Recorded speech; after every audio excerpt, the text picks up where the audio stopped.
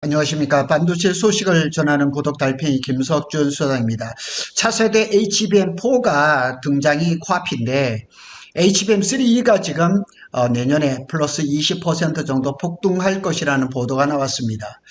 HBM4로 넘어가는 전환기인데 삼성전자 같은 경우는 HBM3E를 30% 깎아서 엔비디아에 납품했다, 이런 얘기도 자꾸 들려오는데, 그래서 오늘 영상에서는 엔비디아의 이제 루빈 출시가 지연이 되고 중국 H200의 수출이 재개가 되고, 거기에 이제 구글이라든가 아마존 반 엔비디아 진영에서 폭발적으로 HBM 수요, 여기는 HBM4 얘기가 안 나옵니다. 아직까지는 HBM3E가 주류를 이루고 있습니다. 그래서 이렇게 수요가 막 겹치면서 HBM3E의 가격이 약 20% 올라갈 것이다, 이런 얘기가 나오고 있습니다. 왜 차세대 HBM4 직전인데 HBM3E 가격이 오르나 한번 살펴보죠.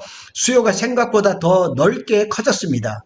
그동안은 엔비디아가 이제 단일 축이었는데, 멀티축, 그러니까 뭐 구글 TPU, 아마존, 트레이니엄, 뭐 이런 것들이 그냥 겹치면서 여러 군데에서 지금 HBM을 요구를 하는 겁니다. 그래서 첫 번째로 제일 큰 거는 중국향 H200의 출하 계획입니다. 트럼프 정부가 이제 허가를 해서 중국에서 받아주기만 한다면 내년 한 2월 중에는 중국향 H200이 출하가 될 것입니다. 그래서 초기 물량 재고 기반으로 해서 5천에서 1만 모듈, H200으로 따지면 약 4만에서 8만 개 정도의 칩이 중국으로 갈 것이라는 거죠. 그러니까 HBM3E가 탑재된 GPU가 다시 대량으로 깔릴 수 있으니까 HBM3E의 공급이 수요가 늘어나는 거죠.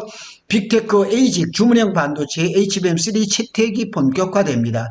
구글 TPU라든가 이건 8단이 아마 6개가 들어가죠. 아마존 트레이니엄도 이렇게 들어가고, 그래서 결론적으로 HBM3E가 엔비디아 세대 교체 때 잠깐 쓰다가 끝이 아니라 엔비디아 플러스 반 엔비디아 에이직, 이쪽에서 양쪽에서 이 수요가 넘치는 그런 구조가 돼버린 겁니다. 그래서 공급 전환 비용은 지금 HBM은 D램 웨이퍼를 가지고 만들어야 되는데, 이게 지금 TSV라든가 적층이라든가 패키징, 이런 후공정, 이런 것들이 병목 현상이 지금 심각하단 말이에요. 그래서 26, 27년에 HBM4, 4E로 이제 생산 능력이 갈아타는 건데, HBM3를 원하면 더 찍어줄 게가 이게 잘 안 되는 거예요. 왜냐하면 이 생애 주기가 HBM4로 넘어가야 되는데 구형을 계속 찍을 수가 없는 거죠. 그래서 이런 전환 구간에서는 공급이 뻣뻣해지고,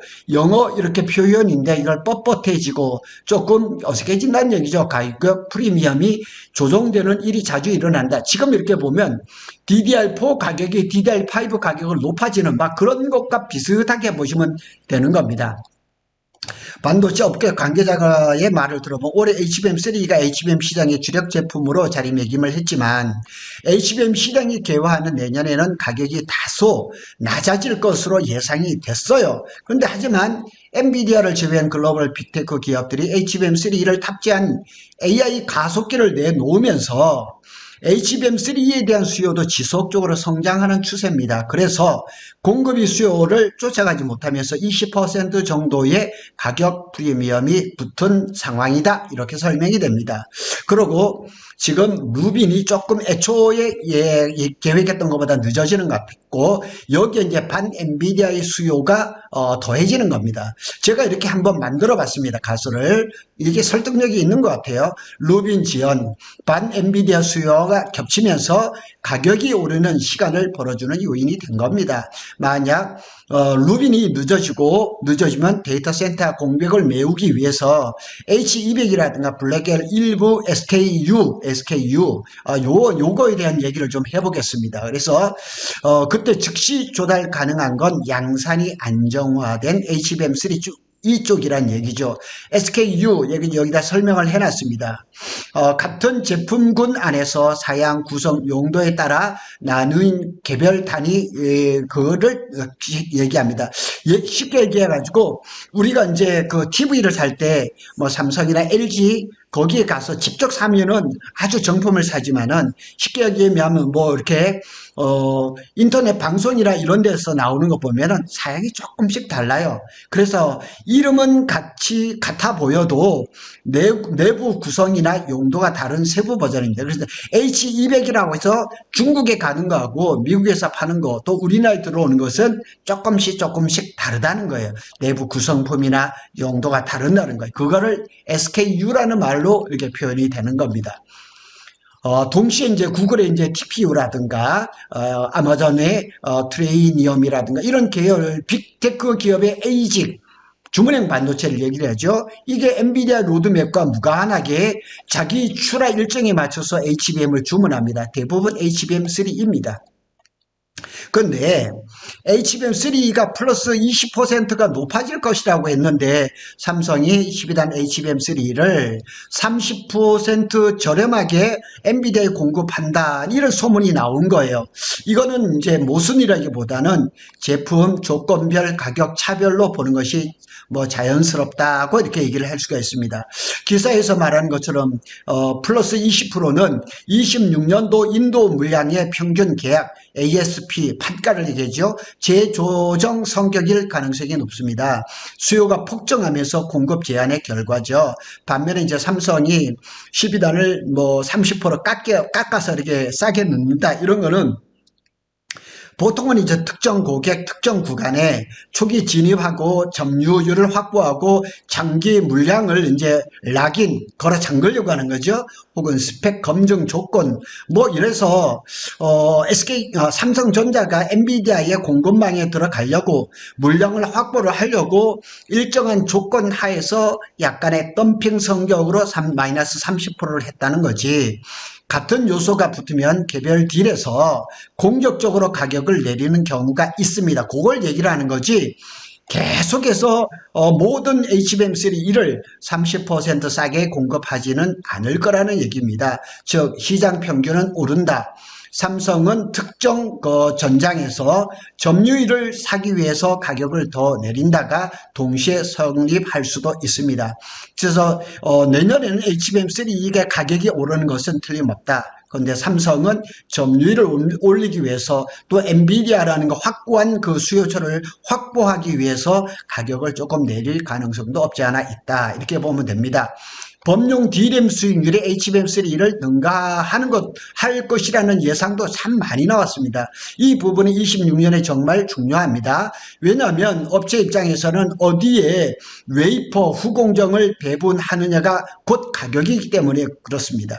그러니까 HBM3가 우리가 예상했던 것처럼 많은 보도에서 나왔던 것처럼 범용 D램보다 수익률이 떨어진다 그러면 이 지금 삼성이나 SK 하이닉스 같은 경우는 HBM3를 생산량을 줄이고 범용 D램으로 간다는 게 가면 수익률을 더 많이 올릴 수가 있겠죠. 그래서 범용 D램은 수급이 타이트해지면서 마진이 급격히 튈 수가 있고 공정 난이도 후공정 병목이 HBM보다 훨씬 덜한 구간이 있어서 현금 창출이 빨라지는 장점도 있죠. 원가 경쟁력, 생산 원가 이런 것들을 엄청 줄일 수 있는 게 범용 D램이죠. 그러면 메모리 업체는 HBM은 전략적으로 늘리되 단기 이건 범용 D램에서 확정 같은 운영을 할 수가 있죠. 제가 전에 방송을 했던 것처럼 삼성이 HBM의 기술력은 SK를 계속 따라가면서 돈은 범용 D램에서 챙기겠다는 그런 전략이 나올 수가 있는 거죠. 그런데 이쪽 HBM3 쪽은 HBM4로 넘어가야 하니 HBM3 증산 여력이 제한이라는 거죠. 어차피 HBM4로 넘어가야 되기 때문에 HBM3를 증산을 할 가능성이 없겠죠. 그래서 여기에 딱 걸려서 공급이 더 딱딱해지고 결과적으로 HBM3 가격이 올라가는 메커니즘이 강화된 겁니다. 앞에서 말씀드린 대로 지금 메모리 반도체는 DDR5로 완전히 넘어가는 그런 전환기에 올해 DDR5가 가격이 그냥 DDR5를 역전했던 그런 현상이 HBM3, HBM4에서도 나타날 수가 있다는 얘기죠. 26년도 그림을 한번 볼까요? HBM4가 커지는데 HBM3도 쉽게 안 꺾인다. 이게 한마디로 얘기하면 맞는 것 같습니다. KB증권 쪽에서 전망하기로는 26년에서는 HBM4가 55%, HBM3가 45%로 보는 관점이 있었는데 핵심은 HBM4가 커지는 속도만큼 HBM3E가 급락하지는 않을 수 있다는 얘기입니다. 그 이유는 HBM4의 이제 그 양산이라든가 수율이라든가 후공정 램프라든가 생각만큼 매끄럽지 않을 수가 있습니다. 왜냐하면 HBM4는 아직 퀄이 정식으로 떨어진 게 한 군데도 없습니다. HBM3가 엔비디아 외 ASIC으로 수요 기반이 더 넓어졌고 중국향 H200 같은 이벤트성 수요가 바닥 수요를 끌어올릴 수 있기 때문에 HBM3가 급락하지는 않을 것이다. 로이터는 이렇게 얘기합니다. 엔비디아는 기존 재고로 초기 주문을 처리할 계획이며 출하량은 총 이제 5천에서 1만 개, 그러니 모듈로 얘기를 해서 H200이 약 4만 개에서 8만 개, 앞에 얘기했던 대로 그대로 지금 얘기가 되고 있습니다. 자, 우리가 이제 체크해야 할 리스크를 한번 살펴봐야 됩니다. 가격 상승이 꺾이는 트리거 방아쇠가 있을 수가 있겠죠. HBM3 이게 이제 가격이 꺾일 때가 있을 겁니다. 분명히 있을 겁니다.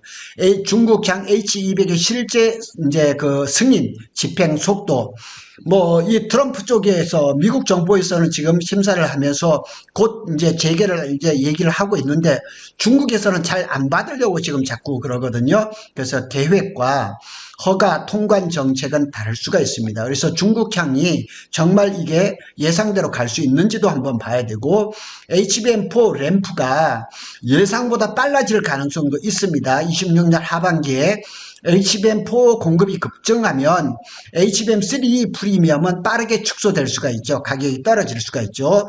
범용 D램 가격이 이제 급등할 경우도 있을 수가 있습니다. 업체가 범용 D램에 더 기울면 HBM3 공급이 더 줄어 가격이 오를 수도 있지만 반대로 경기 수요가 꺾이면 범용 쪽이 먼저 가격이 다운될 수가 있죠. 그래서 믹스 전략을 재조정할 수가 있는 거죠. 한 줄 요약을 한번 해보겠습니다. 루빈이 이제 지연 가능성을 해서 HBM3 수요 기간이 늘어나고 반 엔비디아, 구글, 아마존 웹 서비스라든가 테슬라라든가 많습니다. 빅테크 기업들의 HBM3 수요가 겹치면서 HBM3E가 26년에 가격이 내려가야 할 타이밍인데도 오히려 플러스 20% 정도의 프리미엄이 붙는 그림이 가장 일관된다고 이렇게 볼 수가 있습니다. 그래서 어떻게 보면 우리 SK나 삼성전자 전혀 걱정할 필요는 없습니다. 지금 잘 만들고 있는 HBM3를 잘 만들어서 팔아먹고 HBM4는 계속 이제 마지막 콜을 향해서 가고 범용 D램은 걱정할 필요가 전혀 없죠. 워낙에 원가라든가 또 생산 단가라든가 이렇게 낮기 때문에 높은 수익률을 기록할 수가 있기 때문에 26년도 우리 국내 반도체 삼성과 SK 하이닉스의 전망은 밝다라고 말을 할 수가 있겠습니다. 고독 달팽이는 삼성전자와 SK 하이닉스의 반도체 소식을 빠르게 전해드리고 있습니다. 감사합니다.